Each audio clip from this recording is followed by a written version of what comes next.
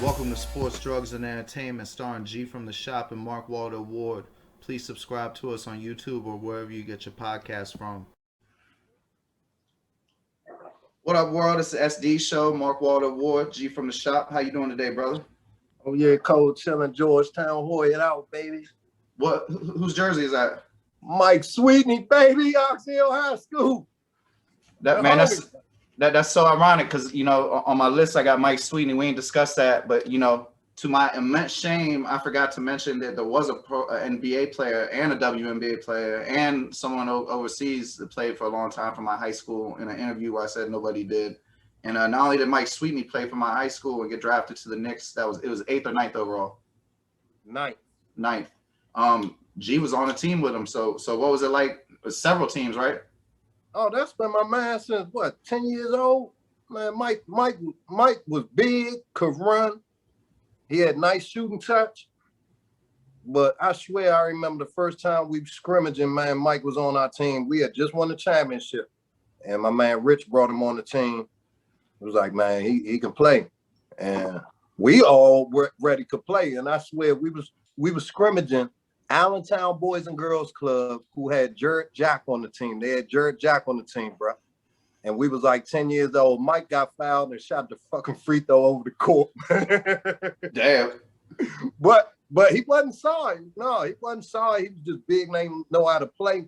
But he caught on so quick, dog. Good hand. That's the only thing I ever heard about him as a youngster. That at one point he was like kind of undeveloped, but like not undeveloped as in like he'd been lazy or nothing. Like he ain't balled a lot, and that he had picked that shit up really quickly. Like anybody I knew that knew Mike Sweetney, like more from when I was doing sports shit. That's what they would talk about. My man Rich seen it. We was playing Oxhill Boys and Girls Club. We won the championship. We was already balling. My man Rich got a full scholarship to Virginia Military Institution and was leading them in assists. He was the leader in assists. He might still be. But back then, Rich was the fucking power forward.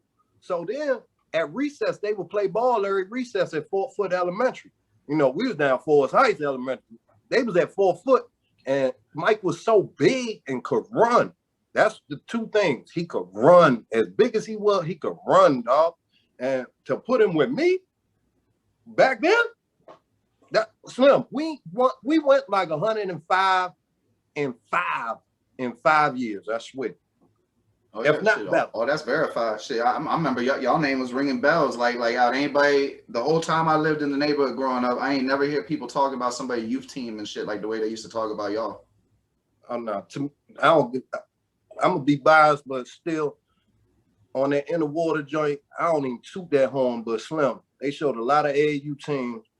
They only showed one Boys and Girls Club team, and that was our team, man. And we ain't give a fuck about AAU back then, though. Like they should. I was a little upset they ain't showing no slam and jam shit. Man, shout out, man. Rest in peace, Coach Riley Gore. It's crazy you said that because Riley Gore, legend from PG County, man, legend, man. Rest in peace to Coach Riley Gore. He used to throw a camp up at Potomac High School, and I met my man Taj Hawkins, who's the head of New World Basketball AAU. That's where I met Philly Cheese, Phil Goss, the one I told you played 15 years overseas. Went to Drexel great. We 12 years old playing in that joint, hooping. And we was playing with Slam and Jam, man. I played with Slam and Jam. And 10, 11, and 12, we went to Cocoa Beach, Florida, and 12 and under, we went out Utah, man. We should have won the joint. Well, the other jump was, when I played for Oxhill High in the summertime, the summer league was in Slam and Jam, at least when I was in 9th and 10th grade. Back then, the two programs back then, Slam and Jam, Executive 3, was that deal. You know what I'm saying? Vic Page, Kobe Turner, all big Dink Peters, all them played Executive 3, Riley Gore, Matt, Big Lou, Coach Lou Wilson was helping them, you know what I'm saying? Young dude, Coach Lou Wilson. Now he got 700 plus wins in high school, man, coaching over there at Wise, man. You know what I'm saying? He used to do the books in the scoreboard for the little fall league up Largo when me and Shaka Ford used to play in that joint. Man, that's what's up. But shit, so what? Shout out Mike Sweetney again. My apologies, but we giving people flowers right now. So I know you saw Nas got the Grammy. Oh yes, sir! Congratulations, Esco. Esco.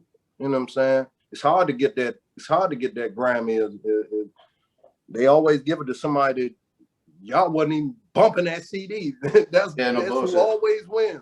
You know, I saw it's 25 years from his first nomination, man. That's that. I mean, if nothing else, it's no matter what you may or may not think of that album, it's amazing that somebody can get a Grammy 25 years after their first nomination. And I guarantee that's the biggest for a rapper though, because it probably ain't been a rapper. I mean, maybe there's one, but I doubt there's been one that's been in the game for 20 plus years that's got a Grammy before. And for album of the year. Real rapper, bars, lyricist, man. Some of the most classic albums ever. You know what I'm saying? But I'm gonna be honest, man. That Nas joint came out and I was juiced and I started listening to it at work and I turned it off after 10 minutes because I was so already into what I was listening to at the time. I wasn't ready for that. So I ain't even really listened to the Grammy Award winning joint yet. So since he won the joint, hey, you ain't listen to the Firm song? Yeah, you know, look, dog. That was like the first joint I went to. That's what I'm saying. Like, it's been so long. Like, you can't, you told me too, consistency is a motherfucker. And it's easy to be cool and sit back and count your paper, you know what I'm saying? When you done made so much and made so many classic joints, because I still go back and listen to Nas I Am, still, you know what I'm saying? Everything. You know what I'm saying? The Street Disciple joke, which is a sleeper. Yes. You talking about the double disc, right?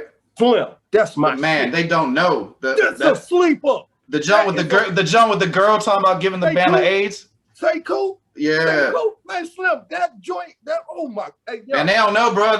When they be talking that later Nas shit, they always talk Stillmatic. I'm like, nah, it's Street's Disciple. Y'all tripping. Sleep. I'm telling you, and Nas I Am is a sleeper. Hey, you know who that chick was? Say cool. That's what's her name? She on the Wankster video. She the one that walks in the store at the beginning. She was down with 50 for a while. I think her name was Scarlett O'Hara. Scarlett. There you go. She the girl in the Wankster video to get out the truck and walk into the store at the beginning with the Say cool story, man. Rest in peace, and man. Anybody got that virus, man? That was a real you felt that shit, didn't you? Yeah, hell yeah. That shit was big. And then he had his father on that joint, man, with the jazz. You know what I'm saying? That's a banger, man. Double disc. You know, like while you talking about you ain't listening to that one, you know, I'm not gonna say nothing don't deserve nothing, but I thought the Life is Good album was better. You know, I listened to that album when it came out once. I probably listened to the Firm song twice. Totally forgot about it. I forgot about it so much when I found out it won the Grammy. I was like, oh yeah, Nas did have an album. I forgot I'd even listened to it, but then I saw the Firm song was on it. So I listened to it again today, and man, I love Nas. Shout out Nas, but I'll probably never listen to that album again. But I'm glad he got a Grammy though. Man, no, hats off to you, brother. Hats off to you, because we grew up with him. Yeah, no, I mean he definitely deserved it. So then shit, we was gonna touch. I mean, we was gonna touch on Last Chance U, but since we're gonna get on Netflix, let's get on the Biggie documentary real quick. Because if anybody didn't have a chance to see it, the new Biggie documentary on Netflix is not the typical who murdered him, all that dumb shit. I mean, it shows like his musical roots in Jamaica, him going to Jamaica, learning how to make music. It gets into like some extensive Brooklyn history. I mean, you thought it was good? I thought it was great. Shout out to D-Rock, man, Mama Wallace, Del Vecchio, man, and young. I remember when the Junior Mafia CD came out and opened the joint and had everybody's profile in that joint, and you could read about everybody. Man, you could tell Del Vec was about that streets, right? You know what I'm saying? But that joint, like you, I ain't want to see, and shout out to Laz because he said the same thing.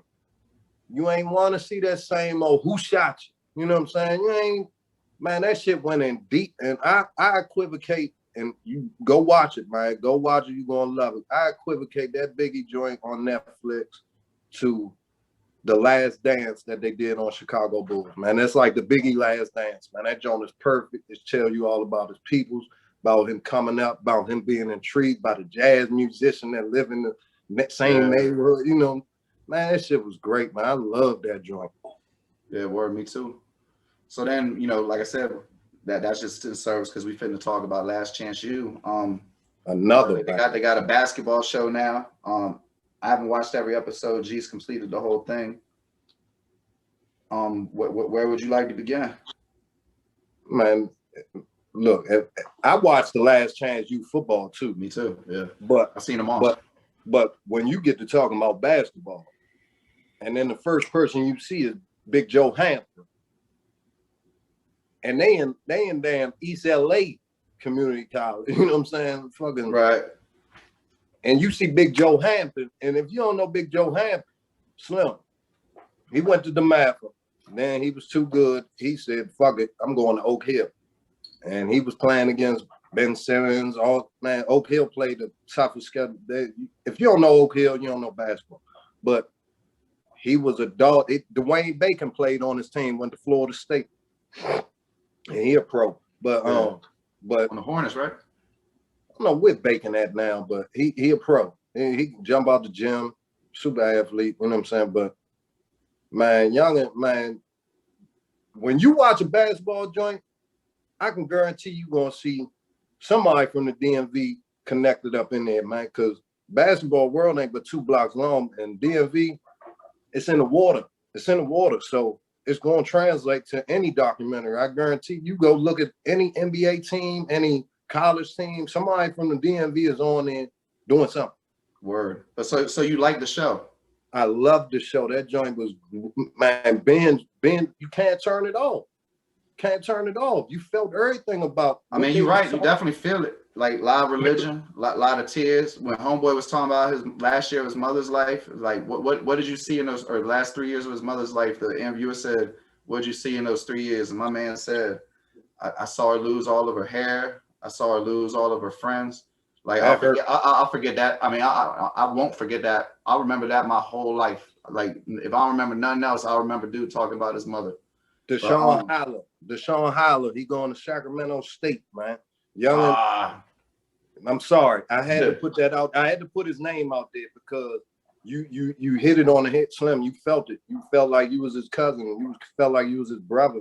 You wanted to just break down and cry with him, and how strong he was telling that shit, man. Oh yeah, it was fantastic. But now let's get to Big Joe and let's get to. Do you feel that he was exploited? Like, let me put it to you like this. One day he's gonna be 55, right? You think he's gonna be comfortable with having that like when he's doing the? And I haven't seen the whole thing. I hope he has a redemption story. I hope he got a scholarship. But I look back when I was his age, right? And if somebody had caught me on camera when I was real mad and shit, I don't know if I'd want that to exist in the world for 30 years. I've been that fucking me too. Goofy ass motherfucker getting kicked out of games, throwing chairs, losing it. My father's kicking me out the gym, man, kicking me off the bench, saying go sit by your mother and finish watching the rest of your time. I've been at frustration, man. You know what I'm saying? Because you love I'm not knocking him. I'm not trying to put him down in the slightest. Like, I hope everything worked out great for him. I feel like them adults should have had his interest at heart a little bit better.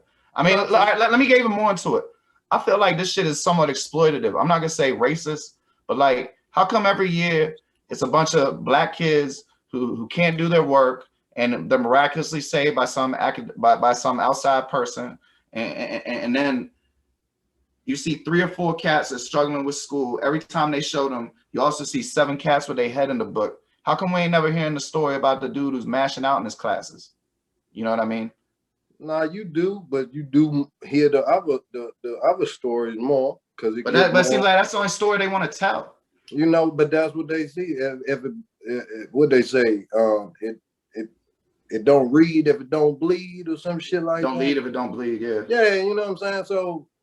I can feel that. I just wish it'd be a little more nuanced because, man, you gotta remember, like, a lot of racism is born out of ignorance, not ignorance like you ignorant, but like ignorance like you're unaware of things.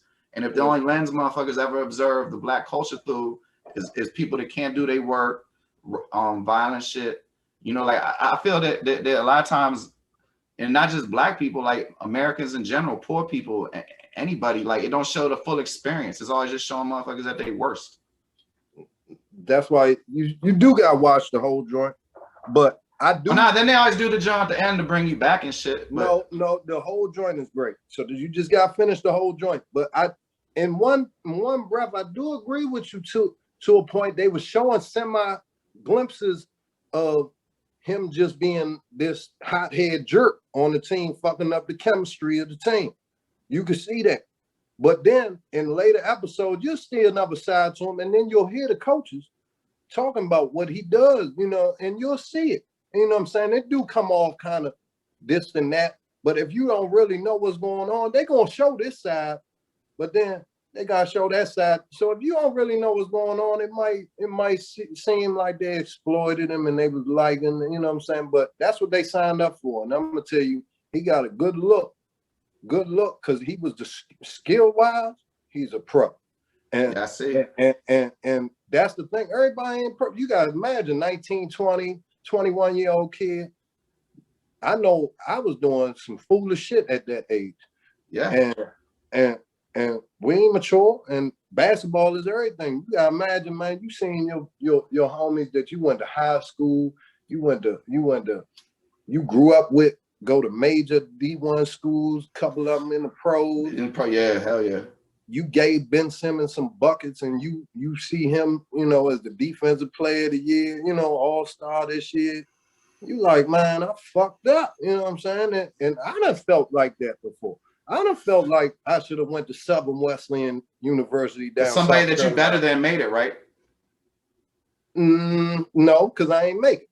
But I said somebody, but you don't feel that at one point you better than some of the people that made it to the NBA? No, I wasn't that good. I couldn't shoot. So my thing was, at least you honest. No, my thing was, I knew I was a D1 player. I was getting letters from Seton Hall, Notre Dame, Bucknell, ODU, shit like that, but never really.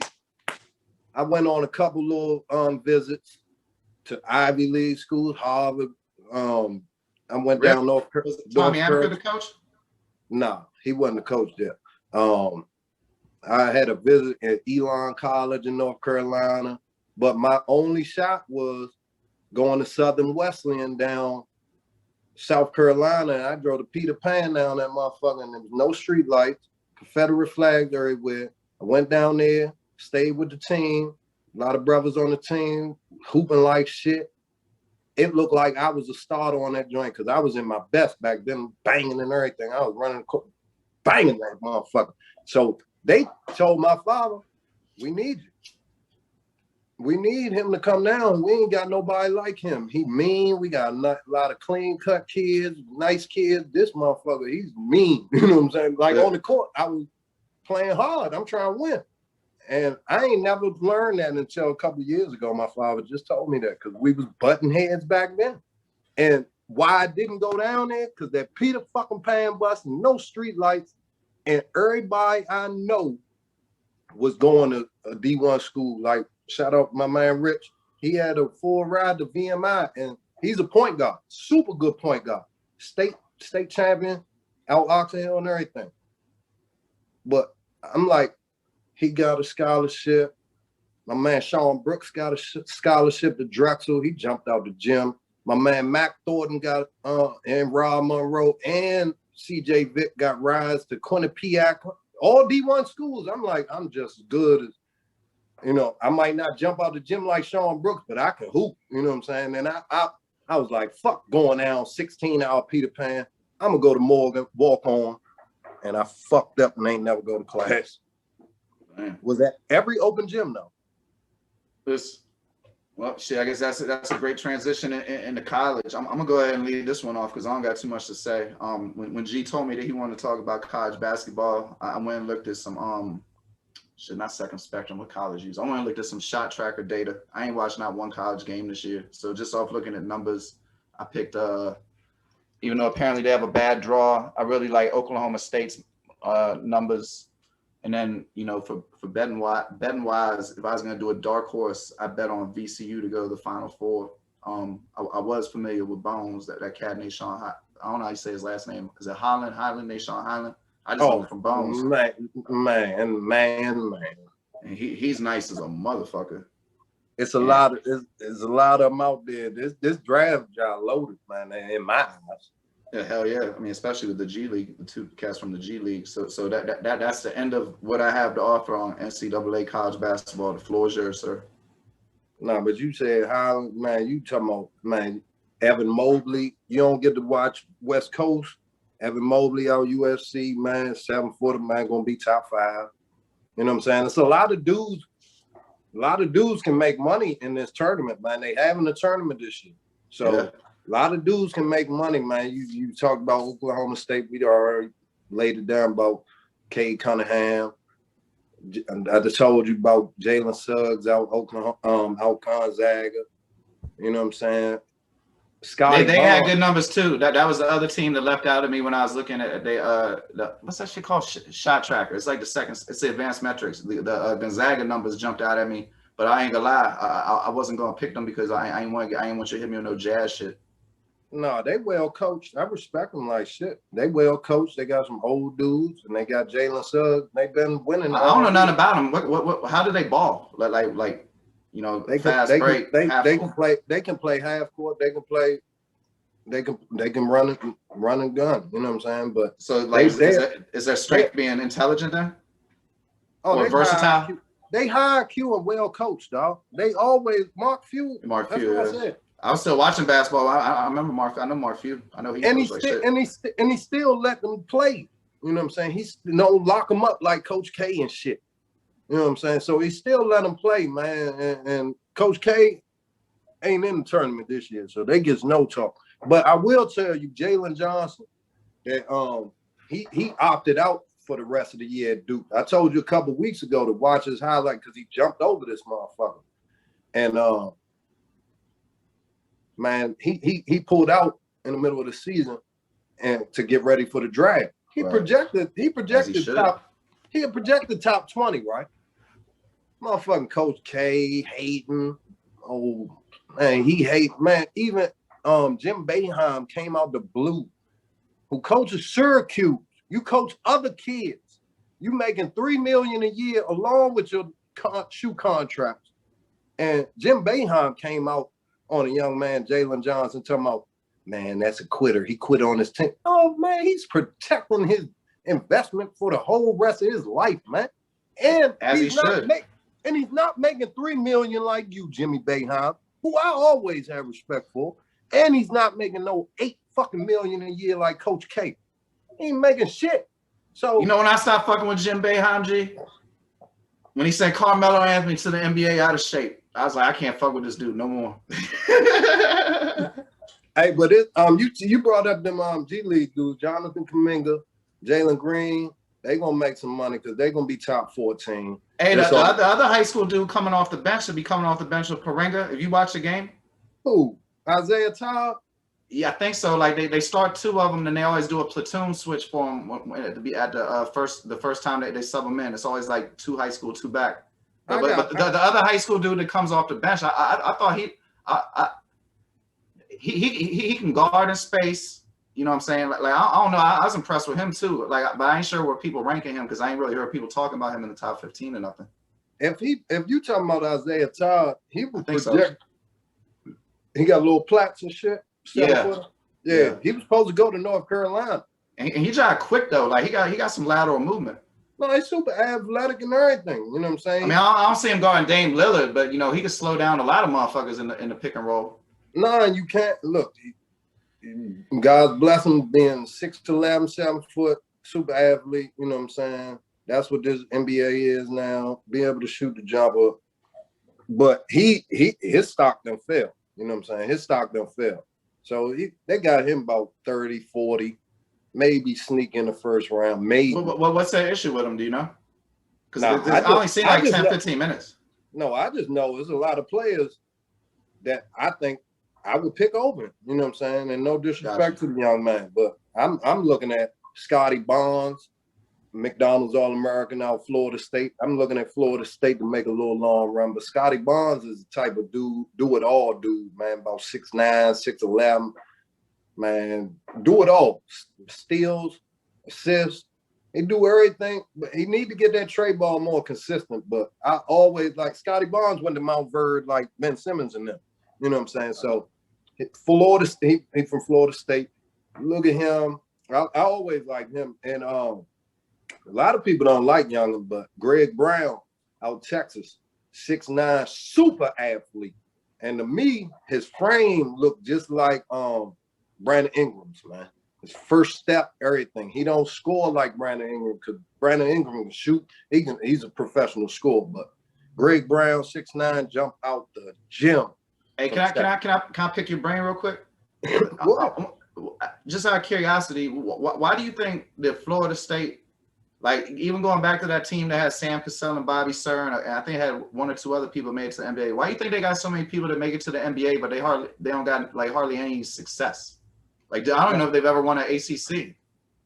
No, I think they might have won one, but I know they ain't go to no Final Fours or nothing, and they definitely had teams that had 4 to 5 pros on it before, no doubt.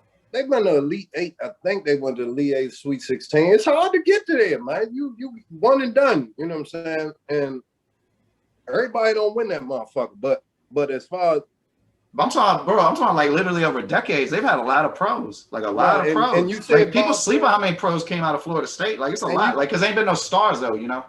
And you said Bob Sura and Sam Cassell, the other pro, they had Doug Edwards. Doug Edwards was on that team. Oh, there you go. And when the ACC was the ACC, man, they had a lot. They had, man, look, it's hard when Billy Packer racist ass was calling the games. It's hard to make it in that league, Slim. Like everybody can play. Everybody can play. So Sam Cassell, to me, he borderline Hall of Fame productivity. He just played his role a couple years and made his numbers drop. But Sam, I am 3 rings. I think that shit ain't fair though, because like you be a good team player. Like they be talking about these cats that, like a lot of the media people want to whine about motherfuckers want to get traded, right? So, but then if you don't want to get traded somewhere, like let's say Jeremy Grant going to the Pistons, it's like why would you do that when you can play on a winner? But he getting his numbers. But then if you play on a winner and you sacrifice, then not getting your numbers gets held against you for the Hall of Fame. Like Sam Cassell's impact is Hall of Fame status to me. Robert Horry too, to be real with you. Look, the way Sam came off that bench and as a rookie, with Hakeem the Dream, Vernon Maxwell, fucking Kenny Smith, all them, he came off the bench like I already been here, man. It's my shit. He was coming off. Otis Thorpe on the first one, Clyde Drexler on the second one. I think Otis was on both of them, though, wasn't he? I thought they got traded for each other. I don't know, man. Shout out, that was my man. I like Otis, man. I did too.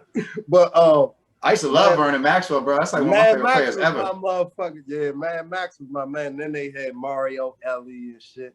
Yeah, man. But man, shout out, he was the first man I seen really shooting them corner threes. Now that I think about it, nah, you remember the 7-footer they had Matt Bullard, man.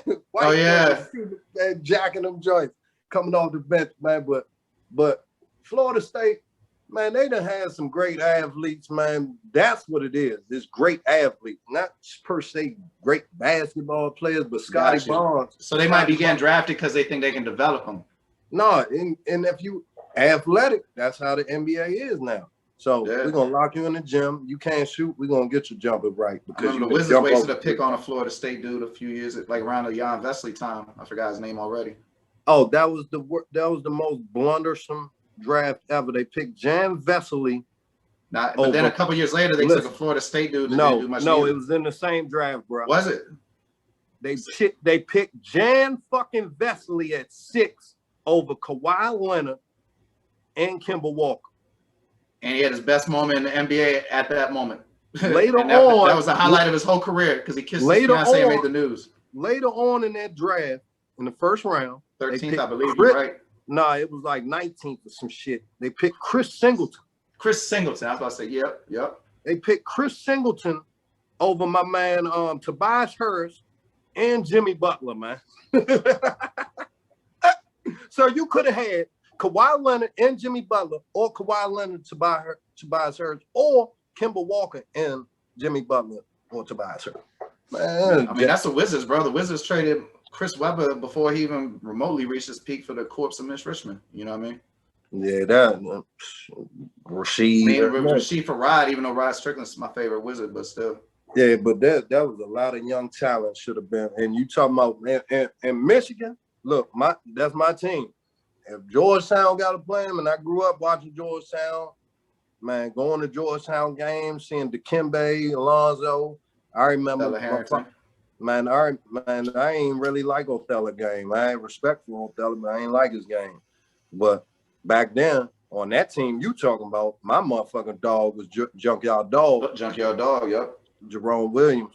And we used to sit right next to his parents in the Capitol Center, US Air Arena, man. We used to sit. You remember Don Reed? I remember I played against him in that Slam and Jam Summer League we was talking about. He was like the best player in that jump. Largo, man. Largo, man. That's what I'm saying, man. If you really look and you talk about you said Detroit. You said Jeremy Grant. Yeah. Shit, the motherfucking GM or whatever. I don't know what Troy Weave is, but he's one of the founders of Team Assault. He from here.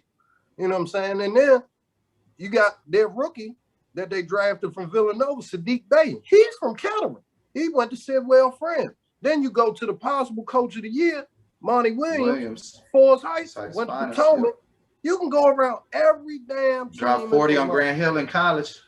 Hey, look, and that's why I say Michigan is my pick because that's my mob, but I think we're gonna raise a banner this year. And you talking about players, Mo Wagner that played for the Wizards, his brother, Franz Wagner, projected lottery or whatever, you know what I'm saying, from Michigan right now, 6'9", shoot the ball, handle. He remind me of Gordon Hayward, but everybody talk about him and everybody talk about Big Hunter Dickinson, Big Hunter from DeMatha. You know what I'm saying? So I like Isaiah Livers. Isaiah Livers is 6'7", small forward, D, can shoot it, can handle it, smooth, man. I like Younger, and he been there all 4 years, man, senior. Former Michigan Mr. Basketball, then got better every year. I think Isaiah Livers projected early second round pick. I think he's gonna be better, the best pro off that Michigan team, and I think we're gonna win the national championship this year. Go blue, raise a banner, and hopefully we can play Georgetown in that Sweet 16, but we're gonna see. You know what I'm saying? It's gonna be hard to root against Georgetown because we grew up as Hoyas, you know what I'm saying? But I'm go blue, man. Go blue, baby. Yeah, I mean, shit. At least they won't be checking for Patrick Ewing's credential. Before we get out of here, what's that? Some Kevin Durant jerseys behind you? No, man, because I remember a couple shows ago, you was like one of them. And I'm mad I didn't get that KD Supersonics jersey, man. But you was like one of the Bullets rivals don't even exist no more, you know. And you was like the Seattle Sonics, and I was like, man, that's you know who that's the glove, baby. Yeah. That was my motherfucking man. And who was that? Ricky Pierce. That's Jesus, man. Jesus. Oh, Ray Allen. Was Ricky Pierce 34 though? I don't know, man. Ricky Pierce was my man though. Ricky Pierce, where did Ricky Pierce go to school? Yeah, that's a hard joint. It's some wild jump. It's like Southwest Washington State or some shit like that. Oh, he went to Rice, man. He went to Rice. That was my man. I remember. Where is Rice? In Texas. All right, shit. See, I ain't never gonna. See, that was gonna be the last. That's why I was gonna end this joint on. Man, me and my wife be talking about you sometimes because you know, you be working. You're a productive individual. You sit there and you know, do family man stuff. You working with your son on his basketball career. How in the world do you know all this shit about this college basketball stuff and watch all this NBA? And you don't be listening. You ain't cheating like listening to podcasts and knowing this shit. You knowing this shit from like watching games and shit.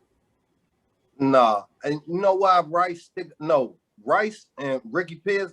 That was a basketball card that I had, and I always reading them jumps. Oh yeah, the hoops and shit. Yeah. But at the same time, I used to play against a dude that was older than me that went to fucking Rice up Doc's gym, Singletary.